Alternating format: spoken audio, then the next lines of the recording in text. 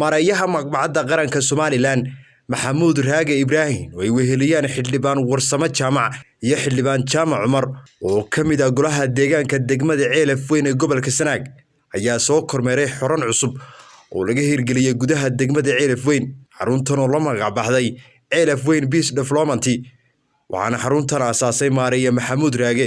iyadoo iska kaashadeen dhismaheeda ganacsato qurba joog iyo mas'uuliyiin kale ujeedada xarunta loo aasaasay ayaa midnimada isdhexgalka iyo dib u heshiisiinta shacabka walaalaha ee wadadega degmada Ceelaf Weyn mas'uuliyiinta halkaasi ka hadlay oo ku dheeraaday ujeedada dhismahan iyo xaruntani iyo waxay qaabilsan tahay waxa kamid ah hadaladoodii waxaan ku suganahay afaafka degmada Ceelaf Weyn dhismaha mashruuca cusub ee Ceelaf Weyn Peace and Development Center runtii sida ka dheregsantihiin xildhibaanada garbahayga taagan yihiin og yihiin ummadda Soomaaliland oo dhan ay og tahay degmadan waa degmad taariikhi ah kamid ah degmooyinkii u horeeyay ee gacanta ummadda reer Soomaaliland soo gala waqtigii halganka waxa ragaadiyay nabadgelyo xumo iyo dagaalo sokeeye waxa la sameeyay isku day aad u tiro badan iyo safar dheer oo muddo 8 sano socday oo la isku dayay in la nabadeeyo deegaankan markaanu fikirnay aniga rag badan waxaanu ka fikirnay in ay degmada horumarinteedii iyo nabadeynteedii wax ka dhiman yihiin waxaanu garanay in la sameeyo mashruuc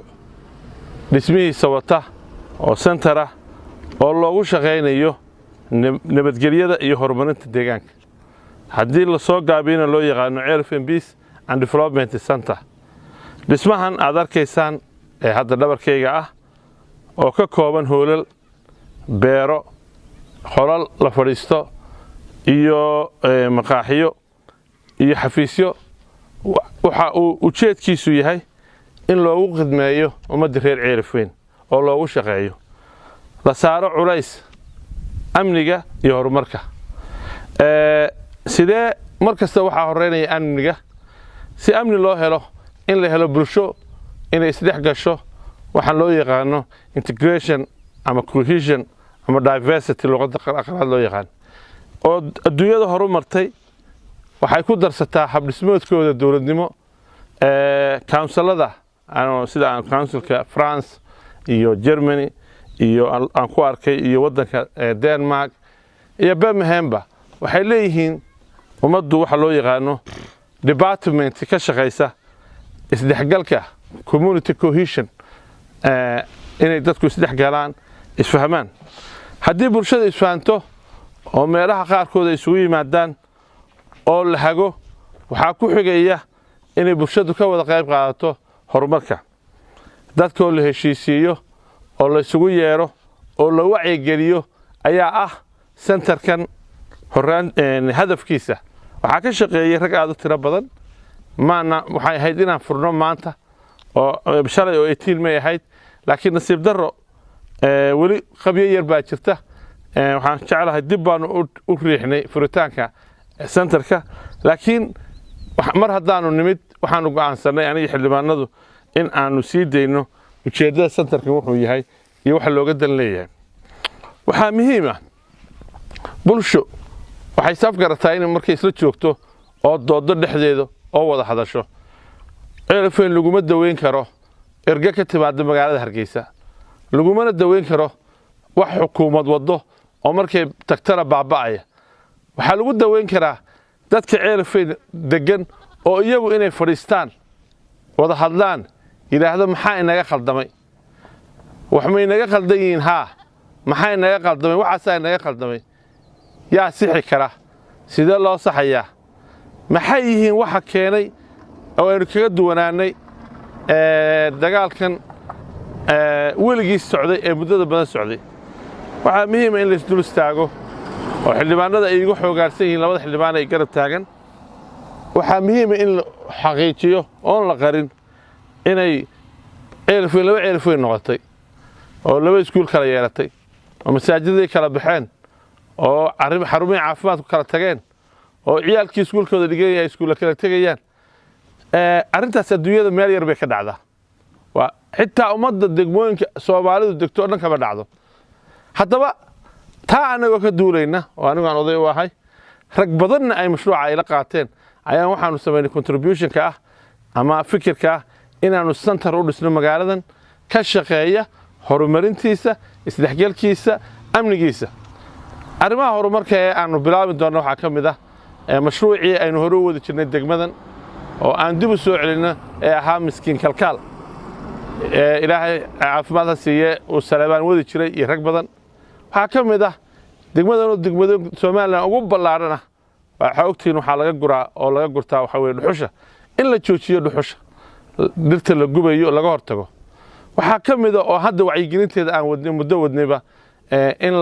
laga hortago cudurrada faafa oo dadka la wacyigeliyo waxaa ka mid ah iyaguna in seerayaashii la soo celiyo degmadan waxay lahaan jirtay waqtigii dawladdii gacaanka seeraha ugu weyn in seeri la soo celiyo saaka waxaan kulan dheer la qaatay oo kula qaatay xafiiskooda xildhibaanada maayirku hadda meel kale aaday iyo maayir ku-xigeenka iyo dhammaan gudiyada ka shaqeeya dawladaha hoose arrimahan iyaga ayaan u sharaxnay iyaga ayaan u sheegnay wayna la qaateen waa fikir saliima bay yiraahdeen way soo dhaweeyeen annaga iyo xukuumadda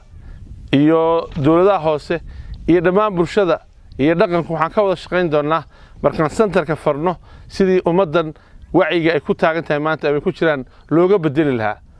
Soomaalidu waxay tiraahdaa waarmay sida war ka haro waanu sameyn karaynay dhismahan oo kale iyo mid ka badanba inaan gobollo kale aanu ka sameeyno laakiin aniga iyo ummadii dhalinyarada qurba joogga ay ugu tiirsanaa wixii family member ka iyo rag badan oo ganacsato ah halkan qof kasta oo soo jeeday aan ku iri fikirkaas aan waday qof kasta waxa ka dareemayay inuu soo hoolanayo ama uu soo istaagayo in arrintan mar walba dadku nabadeyntan ay mar walba gelayaan ee ay noqonayaan oo sii noqonayaan 3 bilood joogayaan oo 4 bilood joogayaan in saldhig loo sameeyo saldhig nabadeyn Elfwin Peace haddana marka nabadeynta lagu guuleysto la sameeyo development programka waxaanu idin sheegaynaa oo dib idinka soo sheegaynaa aniga xildhibaanadu waqtiga uu centerku furmi doono waxaan u mahadnaqayaa dhammaan una sheegaya in la furi doono centerkii dhammaan intii ka qayb qaadatay ee maal gashatay ee tiri waan kugu caawinaynaa fikirku qof uu ka yimaada fikirkan anigu iga yimid ana hirgeliyay laakiin maalgashigiisa iyo tabaabushiisa waxa aniga ii gaar kaligii ma ahayn dad badan baa caawiyay waxaan garanayaa ku soo qatimiyaa taariikhda aan faanayga ahayn sidan oo kale ayaan anigu dhalinyaro ah magaalada Burco dhex maray anoo ka yimid waddanka Denmark isbitaalku wuu dunsanaa isbitaalka aad taqaanaan ee maanta aad arkaysaan wuu dunsanaa naxdintii aan ka naxay iyo qeyladaantii aan ka dhigay iyo sawirradii aan ka qaatay ilaa Yurub oo dhan baan maray isbitaalka Burco ka sheekeynaya marka fikirkaasi in isbitaalka dib loo dhisaa raggii igu mataaneeyay ee igu taageeray ee igu garab istaagay waxaan ka xusayaa Muuse Askar Guuleed oo maanta nool oo xay oo Hargeysa la jooga Umar Xasan Yoola odayaasha jaaliyadda Denmark jaaliyadda Sweden jaaliyadda Mareykanka jaaliyadda Ingiriiska haddana maanta de waa ka dhisano lagu faa'iiday laakiin fikirku inaan hor istaago isbitaalkaas ka bilowday waxa kale ka mid ah aan xusayaa isbitaalka Elfwin ku yaala oo lacagtii yareeyda ka soo hadhay isbitaalka Burco aanu isu nimid rag ilaa $4,000 bay meelaha aan ka xusay Ilaahay u naxariistay Ibrahim nin loo oran jiray magaalada deganaa Ibrahim Saalax iyo dhammaan jaaliyadda reer Elfwin oo aan ka xusayo Saleebaan Yaasiin Maxamed Nuur Boor Maxamuud oo hadda joogo nool Yaasiin Saleebaan Maxamed Nuur Ibrahim Salaad Saalax ilmacawil dirirtay u dhamaayeen xildhibaan Saalax Maxamed Diiriye rag badan Ingiriiska joogay waxaan isku daynay inaan magaalada isbitaal u sameeyno iyadana waan ku guuleysanay waanagii dhisnay tanna mashaariicaas ugu daba socda ay sida joogtada aan u wada jirnay hal yaro kaftana ayaa ku soo gabagabeynaya rag wuxuu qaybsamaa laba nin raga iyo rifu nin rag uu ka sheekeeya rifayaal badan baa jooga dalka aan hadda maanta sheegayn oo nin uu ku maqan saasuu yiri xagan ka baxay waxa muhiim ah ummadaada iyo Ilaahay waxa loo hortagaysa inaad wax qabato ood u shaqayso ummadda ee aanad qof ku mashquulin ee aanad qof maagin ee aanad qof caayin aad iyo aad buu maareeyuu mahadsan yahay waana uga mahad celinaynaa horumarka iyo isdhexgalka iyo nabadgelyada uu 24 saac ugu guntan yahay inuu degmada Ceelafweyn dib ugu soo laabo horena sida uu ka soo sheekeeyay waxay noogu filayd taariikh iyo waxqabadba waxyaabihii hore uga soo sheekeeyay inta inaanu ku ekaysinaba laakiin kelmadina aanu nahnaa waa waajib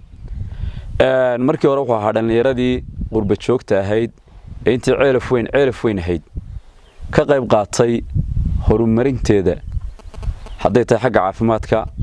iyo hadday tahay xagga waxbarashada iyo hadday tahay xagga amniga iyo hadday tahay xagga dhaqaalaha raggii hore uga qayb qaatay buu kamid ahaa hormuudkii Ceelafweyn ayuu hadeer waxaan leenahay isaga iyo intana maqlaysay reer Ceelafweyn gudiyadii horumarinta Ceelafweyn ka shaqeyn jireen dib u soo celisaan kuwii dalka joogay iyo kuwii dibadda joogay isku xidhka sameeysan hadda waxa bedelay gudiyo kale oo kharaabinta Ceelafweyn ka shaqeeya oo dibaddana jira dalkana jooga kuwa ina bedeshaan ba maareeyay leedinka baahan yahay adiga iyo xirtiinii hore ee aad halkan ka magac dhawday محمد أحمد ليباني ياسين سلبان محمد نوري رجي ده قربها تشوقي يرجع كلا يدبي يسوع Ceelafweyn ماذا فالحمد ده يدبي يسوع باقي أنو قلبته ودرينا وحوي ماريو وكتي كروايو وكمار موايو شلي يدين ميدي وحكسوا قبت عينا بقى ساكن ونجوسه وبريستي السوق ضد كتوساي إن أنا Ceelafweyn حبّد إسكسرارة سان إسكو أوله نبت جليون أيتالله lagu noolaan karo mas'uul qaran iyo dadka kale shacabkayba ay ku noolaan karaan dhex mari karaan Ceelafweyn dhibaatadan soo noqnoqotay ma aha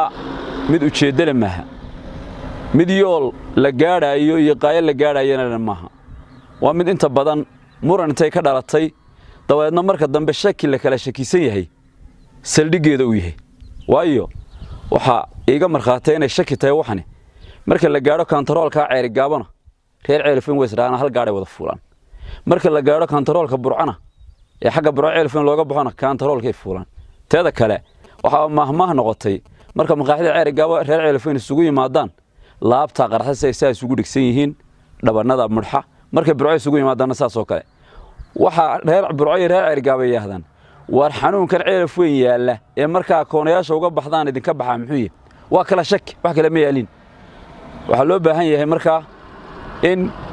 bulshada kale labada reer isku dhacay iyagoo ba isku dhaceeno haday iska sarkaana waxa inta badan haday ka wada hadlaan nabad ba dhextaala laakiin haday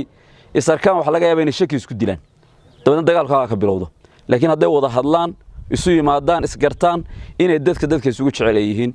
bulshada kale ee kula nool labada reer isdilay mooyane iyagana baaqaanu gaarsiinayna waxa weeye war inay dadka dhex galaan oo isdhexgal sameeyaan sida maareeyo hadda ku fikiray ee gurigan uu dhisay ee uu ugu magac daray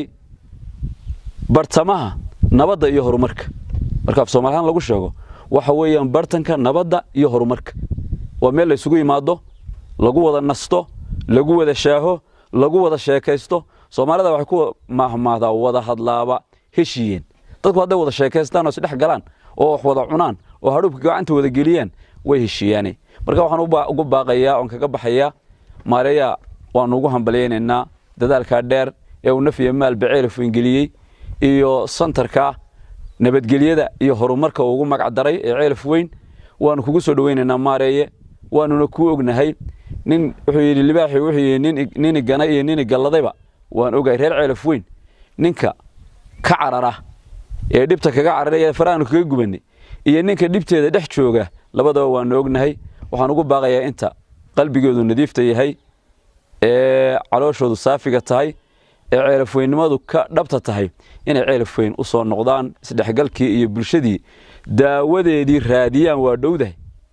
wax weyn ma xanuun weyn ma dhex yaalo wixii soo dhex maray ragona ahaa dhimasho ahaa dhaawac ahaa ee soo gaari waa wax laga soo kaban karaayo halkaas Ilaahay subhanahu wa ta'ala ka barina Ilaahay naga soo afjaro marlabaadka maabrayaha madbacada qaranka Maxamed Raagi Ibrahim kulli shalayda wuxuu ku soo qabtay meydii Caynaba gobolka Caynaba annaga saako noo yimi saakana wuxuu noogu yimi xafiiska oo maayirkii iyo maayir ku-xigeenkii xogeeye xildhibaanada qaar joogaan warbixinta saa hadda halkaan noogu siiyey waanu soo dhaweynay mashruucan sidaa uu sheegay kolley waa samafale uun maadaama oo gudiyadii nabadda مسكين كالكالكي أو كلام لنا الشيخ هو شاود يشتري الشيخ سليمان إلى عاف ما تصيو وأن لنا إلى عاف ما تصيو وهي مسكين كالكال ساكن مركونو يمو نوش شيء وحنا لنا ورثة ما نقولي وسما وده وسما تلس وتذكر وحلو قبنايا ويصدق الكلك تجمده سيدا ماريوش عدي وحكلا قبنا السيارة وقلا قبته ولا كشيء سيدا وحولا قبنا السيارة ولا قبته تحصل كسن كتجيا وأنا كدير صنّي أنا وحنا وضنا إن وحقبض وناكسن أي هوشان تهاي أنا وقدر وحنا لناي ما رأي هوشاد وضوها هكدالين أنا وحقرنا يا سكول كهلول أرضية يضر لك إحنا وقف فريسته كراسينا وحنا كان فايس على ورابه كراسينا وحنا كان قرب شوق محمد راي كوتشرو ياسين سليمان محمد نور كوتشرو قرب شوق ري على فينا فربادن تشينج كوتشرو ayrimaan u dhan yihiin labada reerba kuraasidii wali way talaa hulul dad caafimaad qaba oo wanaagsan bay ahaayeen hadeer waxaan leenahay boqorray rag sii noqdeen waxaan leenahay boqorrada degmada saadinta degmada qurba jooga degmada xildhibaanada degmada ka soo baxay siyaasiyiinta degmada ha ka shaqeeyo degmadan horumarkeeda annagu wixii aanu qaban karno dan golaha deegaanka waanu qabanaynaa bulshooyinka reer Elfweyn waxaan ugu baaqaynaa nabad baan naas la nuugale ala kulli xaal cid hargeysana ka timid waxba inoo qaban mayso wixii dhintay way dhinteen waxaan leenahay uurkii ilaahay waxaanu ka baryaynaa inuu burcad isu keen mariyo oo nabad waarta qaadano oo ummadda waynu ka nixino ummadda ka farxino